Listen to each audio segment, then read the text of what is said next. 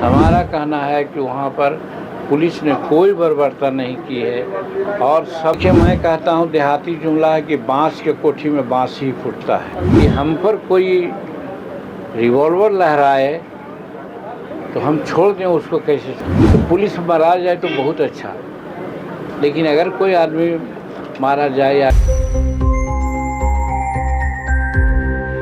हुआ है उसमें पुलिस से चूक गलती हुई।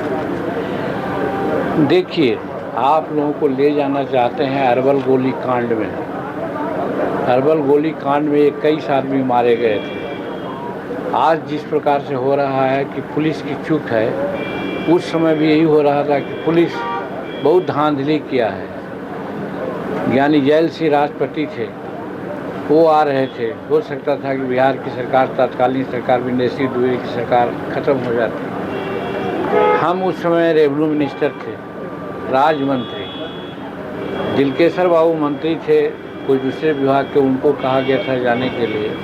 वो आए यहाँ, सब लोगों ने कहा कि पुलिस ने बर्बरता दिखलाई है, लेकिन जीतन मांझी की खोपड़ी उल्टी पड़ी।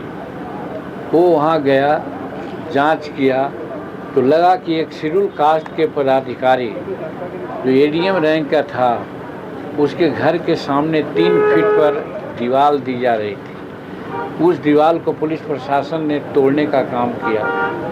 फिर उसके बाद नक्सलियों ने आकर के वहाँ ज़बरदस्ती लगाना चाहा दीवार, और उस पर कासवान उस समय थे, सीआर कासवान करके एसपी ने गोली चलाई।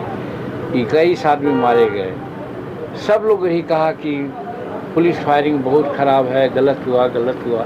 लेकिन हमने कहा कि एक शेड्यूल कास्ट की इज्जत बचाने के लिए एक काम हुआ है, गलत नहीं हुआ है। तो सब कोई कहते थे जीतन मांझी की उल्टी खोपड़ी। लेकिन यानी जेल से हमारे रिपोर्ट पर 2.5 पन्ने का रिपोर्ट हमने लिखा था, 500 प्रतियाँ बनाई गई थी, और न ज्ञानी जेल से आए, न बलराम जाखड़ जी आए, और न विदेशी द्विवेदी की सरकार गई। सी सुब्रमण्यम चीफ सेक्रेटरी थे, उन्होंने सराहा कि एक अच्छा रिपोर्ट आपने दिया कि आज हम लोग वंचित हो गए, चीज हो गए। वही बात वहाँ का मामला है। मैं कहता हूँ कि हम पर कोई रिवॉल्वर लहराए तो हम छोड़ दें उसको, कैसे छोड़ दें? और इसका नतीजा हुआ है कि बहुत से एएसआई और लोग, पुलिस लोग मारे गए हैं। तो पुलिस मारा जाए तो बहुत अच्छा, लेकिन अगर कोई आदमी मारा जाए या अर्ध रूप में उनको अगर इंजर्ड किया जाए तो बहुत ख़राब। तो मैं समझता हूँ दुनिया लोग कह रहा है, कहते रहे।